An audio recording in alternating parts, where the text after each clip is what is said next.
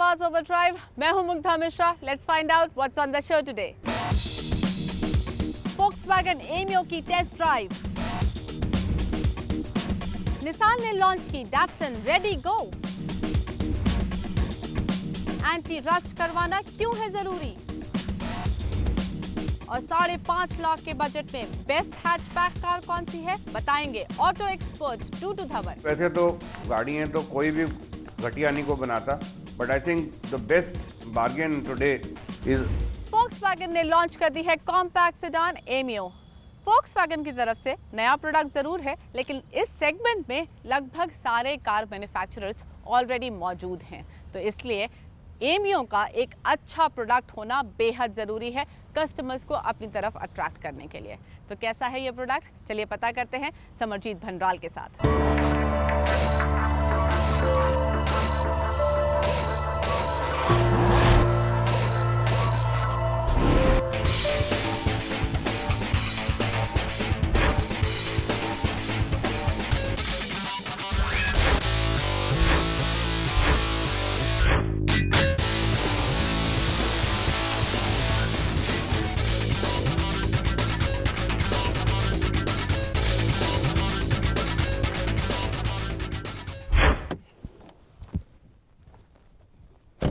मास segment में पोलो और Vento के बाद Volkswagen अब उतर गई है highly competitive compact sedan car segment में अपनी Aimio के साथ।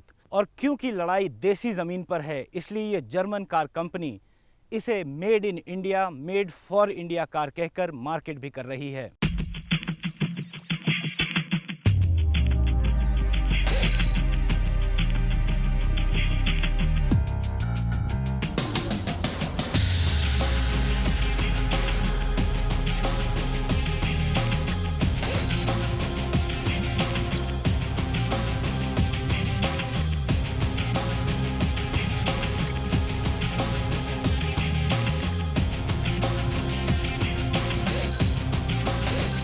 लुक्स की बात करें तो Aimio भी बिल्कुल वैसी दिखती है जैसे कि Volkswagen की बाकी कारें दिखती हैं। सेम डिज़ाइन, कॉन्सेप्ट, स्ट्रैटेजी नज़र आती है। सामने से देखने में तो बिल्कुल पोलो जैसी लगती है। वही ग्रिल, वही बैज, सेम बम्पर, जो हेडलैम्प हैं वो भी वैसे ही हैं, बिल्कुल पोलो के जैसे। साइड में जो लाइंस हैं वो भी पोलो में जैसे साइड लाइन शार्प है, वैसी शार्प लाइंस हैं जो लोगों को काफ़ी पसंद भी आती हैं। थोड़ी सा मस्कुलर फील देती है कार। साथ में अगर इसकी बैक की बात करें तो ये लाइंस बैक तक आती हैं, और बैक में ये जो टेल लैंप है इसको भी थोड़ा सा एज दिया हुआ है जो डिज़ाइन के साथ बहुत अच्छा जाता है। बूट देखें तो बूट वेंटो से थोड़ा छोटा लगता है, ऐसे लगता है कि पोलो और वेंटो के बीच का है। ओवरऑल बात करें तो हाँ, देखने में ये काफ़ी स्मार्ट और सुंदर कार लगती है।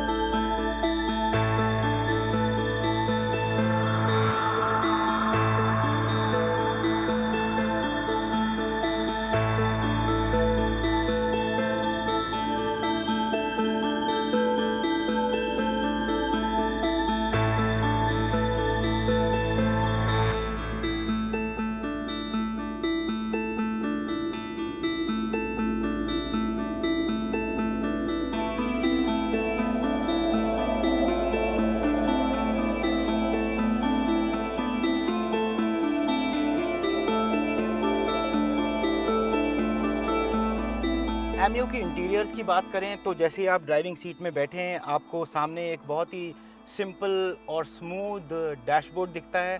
डैशबोर्ड को ड्यूअल टोन में बनाया गया है, बेज और ग्रे में, जो कुछ लोगों को काफ़ी पसंद आ सकता है, लेकिन जो थोड़ा सोबर डिज़ाइन चाहते हैं उन्हें ये कंट्रास्ट ज़्यादा भी लग सकता है। बाकी सारे features, touch screen, automatic climate control, AC, ये सब फीचर्स तो हैं ही हैं जो मॉडर्न कार्स में होते हैं।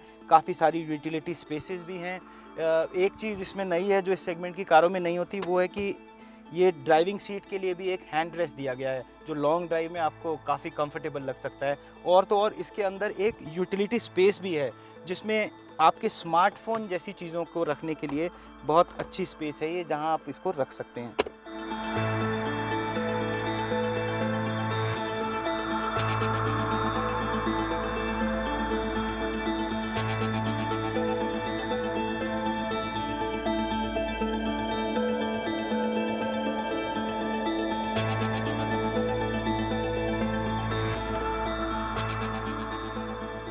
एमियो की केबिन में रेयर सीट की बात करें, रेयर स्पेस की, तो अच्छी कंफर्टेबल बैठने को है। इसका जो व्हील बेस है वो पोलो जितना ही है, लेकिन लेग रूम लगता है कि थोड़ा ज़्यादा मिल रहा है। और पीछे रेयर एसी वेंट भी दिया गया है पैसेंजर को कूल रखने के लिए, और साथ में कुछ यूटिलिटी स्पेसेस जैसे कि ये कप होल्डर भी।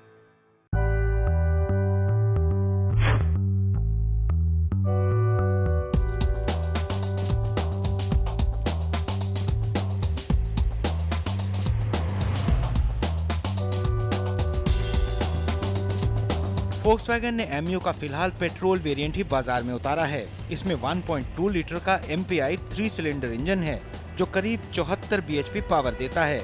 ये इस सेगमेंट की दूसरी कारों के मुकाबले कुछ कम है। टॉर्क 110 न्यूटन मीटर का मिलता है। एमियो में फिलहाल Volkswagen ने पेट्रोल वेरिएंट ही लॉन्च किया है, जिसमें 5 स्पीड मैनुअल ट्रांसमिशन दी है। आगे चलकर हो सकता है कंपनी इसका ऑटोमेटिक वेरिएंट भी दे, और डीजल वेरिएंट तो आएगा ही। जो गियर शिफ्ट है वो काफ़ी स्मूथ है, आसानी से गियर शिफ्ट होते हैं।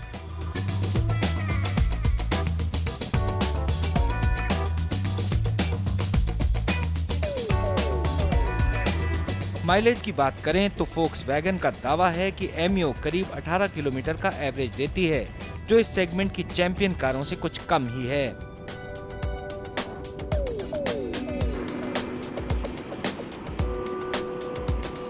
एमियो में कुछ फीचर्स हैं जिसे Volkswagen first in its class कह रही है, जैसे कि रेन सेंसिंग वाइपर, जो कि इस कॉम्पैक्ट सेडान कैटेगरी में बहुत रेयरली दिखता है। दूसरा, ये जो इसके विंडो कंट्रोल्स हैं ये भी सिंगल टच हैं, यानी कि आप एक बार टच कर दें तो वो अपने आप नीचे जाते हैं, आपको दबा के प्रेस करके नहीं रखना पड़ता।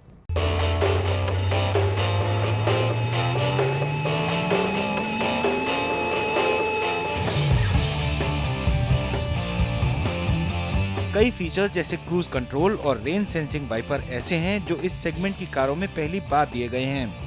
हम जब एमियो की टेस्ट ड्राइव कर रहे थे तो मौसम का मिजाज अचानक बदला और बारिश होने लगी, और इसी बहाने रेन सेंसिंग वाइपर की टेस्टिंग भी हो गई।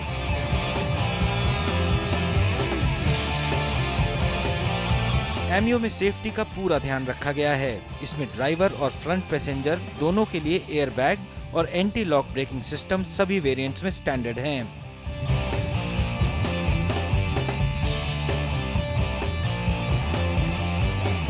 तो एमियो में फीचर्स और इसकी परफॉर्मेंस तो ठीक ठाक है, लेकिन इस हाईली कॉम्पिटिटिव सेगमेंट में मुकाबला काफी कड़ा है।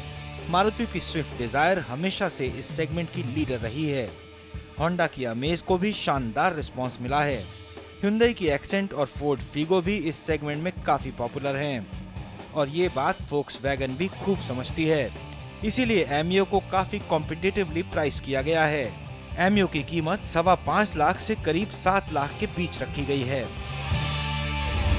Volkswagen ने एमियो की प्राइसिंग तो बहुत अट्रैक्टिव रखी है, लेकिन अभी ये सिर्फ पेट्रोल इंजन में अवेलेबल होगी। डीजल खरीदना चाहते हैं तो कंपनी का कहना है वो डीजल इंजन दिवाली तक लेकर आएंगे। चलिए हम लेते हैं यहाँ पर एक छोटा सा ब्रेक, लेकिन ब्रेक के बाद आपको दिखाने वाले हैं Datsun रेडी गो, कहीं मत जाइए।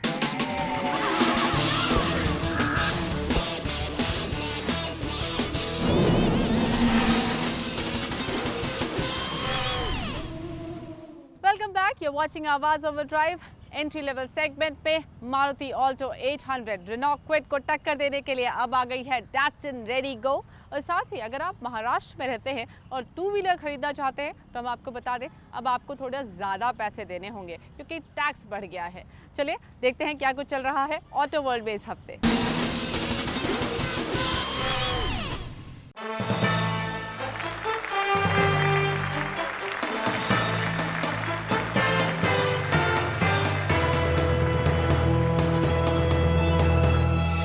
जापानी कार कंपनी निसान ने डटसन ब्रांड से तीसरी कार रेडिगो को लॉन्च कर दिया है।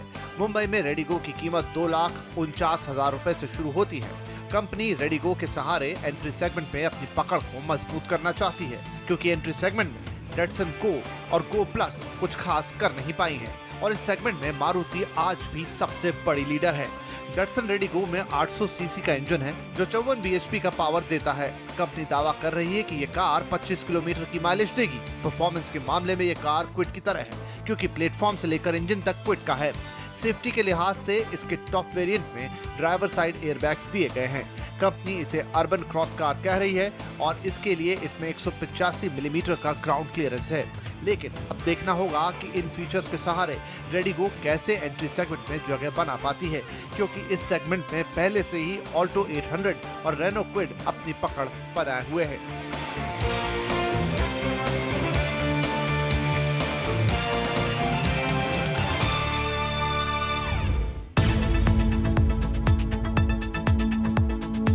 महाराष्ट्र में नई बाइक या स्कूटर खरीदना महंगा हो गया है।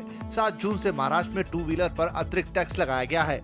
अभी तक देश में बने या इंपोर्ट किए हुए 2 व्हीलर्स पर 7% मोटर व्हीकल टैक्स देना पड़ता था, लेकिन अब देश में बने बाइक्स पर 10% और इंपोर्ट की हुई बाइक पर 20% तक मोटर व्हीकल टैक्स देना होगा। ये टैक्स बाइक या स्कूटर का रजिस्ट्रेशन कराते वक्त लोकल आरटीओ को चुकाना होगा।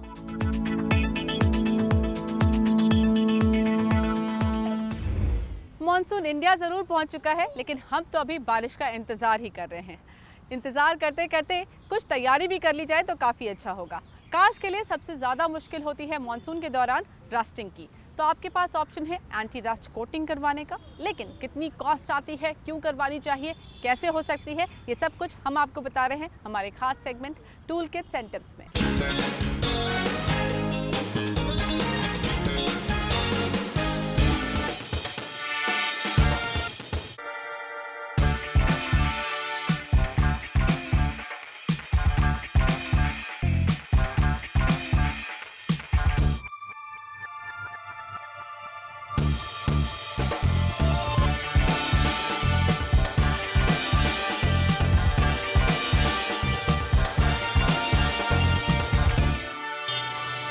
जब भी हम सर्विस सेंटर में आ जाते हैं, हमें अक्सर एंटी रस्ट कोटिंग करने के लिए एडवाइस किया जाता है।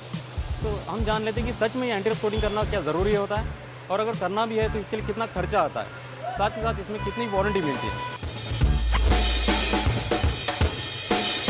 अब हम जान लेते हैं कि एंटी रस्ट कोटिंग करना ज़रूरी क्यों होता है। जब भी हम गाड़ी ड्राइव करते रहते हैं, उस वक्त एटमॉस्फेयर के पास कॉन्टैक्ट होने की वजह से जो मेटल बॉडी होता है, उसका जो आउटर सरफेस होता है, ह्यूमिडिटी की वजह से वहाँ पर एक ऑक्सीडेशन फॉर्मेशन होना चालू हो जाता है। इसी को हम रस्टिंग कहते हैं। यही रस्टिंग प्रिवेंट करने के लिए एंटी रस्ट कोटिंग का कुछ लेयर से हम इसके ऊपर अप्लाई कर देते हैं, जिसकी वजह से एटमॉस्फेयर का कांटेक्ट नहीं हो पाता है बॉडी के साथ और वहाँ पर हम रस्टिंग को रोकने के लिए कामयाब हो जाते हैं। ये जो एंटी रस्ट कोटिंग होती है वो 2 तरह की होती है। एक होता है ब्लैक कोटिंग और एक होता है ट्रांसपेरेंट कोटिंग। ब्लैक कोटिंग थोड़ा सस्ता होता है, लेकिन इसके साथ आपको 2 साल का वारंटी मिलता है, और ट्रांसपेरेंट कोटिंग जो होता है थोड़ा महंगा होता है, लेकिन इसके साथ आपको 5 साल का वारंटी मिल जाता है। और इसका और एक बेनिफिट होता है कि ट्रांसपेरेंट कोटिंग दिखने में भी अच्छा दिखता है, क्योंकि आपका जो बॉडी सरफेस का जो कलर है उसके साथ ये मैच कर जाता है। अब बात होती है कि खर्चे की, तो अप्रोक्सीमेटली एक छोटी गाड़ियों की बात करेंगे तो अप्रोक्सीमेटली 3000 से लेके ये एंटी रस्ट कोटिंग का कॉस्टिंग स्टार्ट हो जाता है। डिपेंड करता है कि आप ये गाड़ी कोटिंग कहाँ पर करवा रहे हैं। एंटी रस्ट कोटिंग का जो मेन बेनिफिट होता है वो होता है कि हमें रस्टिंग से राहत मिल जाती है। रस्टिंग टोटली प्रिवेंट कर लेता है, साथ ही साथ हमें साउंड डेटिंग इफेक्ट भी मिल जाता है उसमें। और तीसरा एक इंपॉर्टेंट चीज़ होता है कि अगर गाड़ी आपकी पुरानी है तो उससे जो बॉडी के चिप्स आउट होने का जो खतरा रहता बना रहता है, उससे भी हमें प्रोटेक्शन मिल जाता है।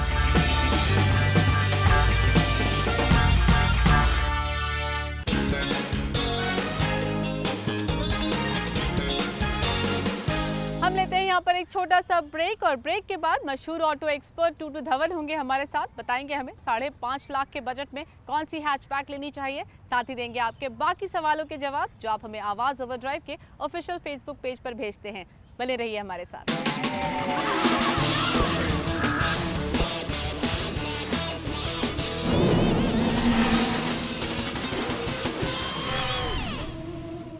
Welcome back, you are watching Awaaz overdrive. अब हमारे साथ जुड़ रहे हैं ऑटो एक्सपर्ट टूटू धवन, देने आपके सवालों के जवाब। हाय टूटू जी, पहला सवाल मोहित मल्होत्रा का है। 5.5 लाख के बजट पे ये कार खरीदना चाहते हैं, अच्छे फीचर्स, माइलेज और कंफर्ट ढूंढ रहे हैं, कौन सी खरीदें? मोहित जी, वैसे तो गाड़ी है तो कोई भी घटिया नहीं को बनाता, but I think the best bargain today is grand आई10 उसके अंदर खूबसूरती भी है, कंफर्ट भी है एंड ड्यूरेबिलिटी है, कॉस्ट ऑफ ओनरशिप भी बहुत बढ़िया है एंड रेजिडुअल वैल्यू भी उसकी बहुत अच्छी मिल जाती है।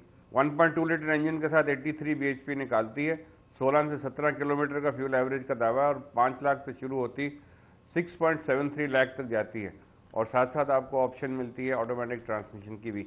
इन case you are driving in heavy traffic condition तो मैं आपको जरूर रिकमेंड करूंगा, do consider buying in automatic transmission even at an additional cost if required. अगला सवाल आयुष्मान ठाकुर का है। इन्हें एक एसयूवी खरीदनी है, कंफ्यूजन है होंडा BRV और नई रेनॉल्ट डस्टर में, कौन सी खरीदें?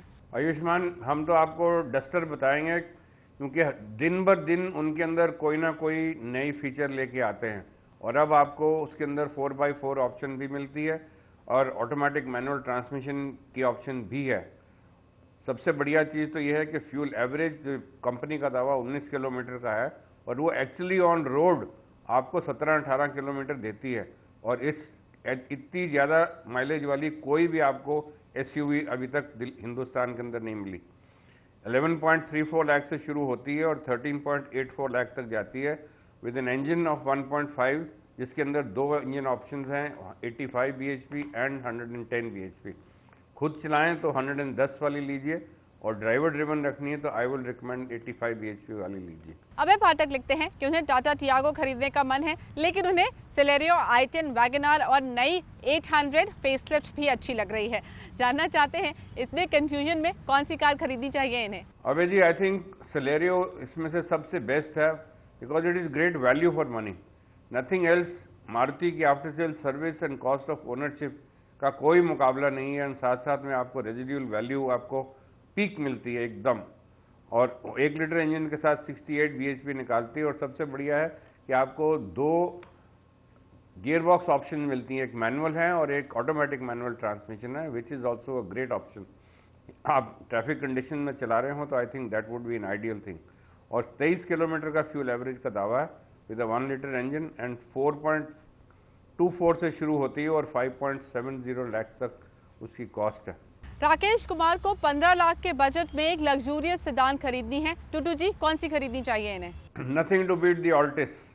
ऑल्टिस पेट्रोल की आती है 1.8 लीटर जो 140 bhp निकालती है और फ्यूल एवरेज आप डिपेंडिंग ऑन ड्राइविंग कंडीशंस हैं 10-12 किलोमीटर का अंदाज़ा आपको मिल जाना चाहिए उसमें जरूर।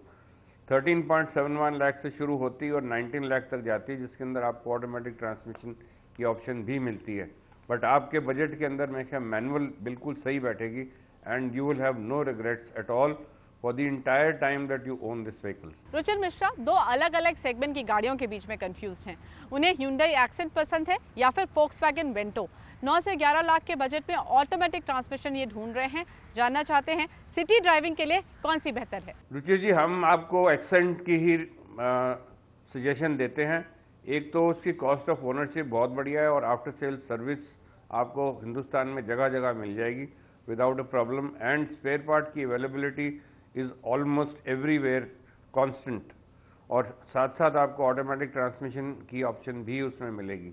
1.2 लीटर इंजन के साथ 83 bhp निकालती है, 24 किलोमीटर का फ्यूल एवरेज का दावा एंड 5.60 लाख से शुरू होती है एंड 8.20 लाख तक उसकी कॉस्ट है which I'm sure you will appreciate once you start using and driving. Deepak Rai को एक बाइक खरीदनी है, कंफ्यूज है बजाज V15, बजाज पल्सर 150 और TVS अपाचे 160 में। टूटू जी, कौन सी बाइक खरीदनी चाहिए इनको? दीपक जी, हम आपको बजाज की V15 बताते हैं, not for any other reason. एक तो खूबसूरत है, दूसरा उसकी आपको हिंदुस्तान के साथ थोड़ी अटैचमेंट है, उनकी INS विक्रांत के मेटल कुछ लगा हुआ है।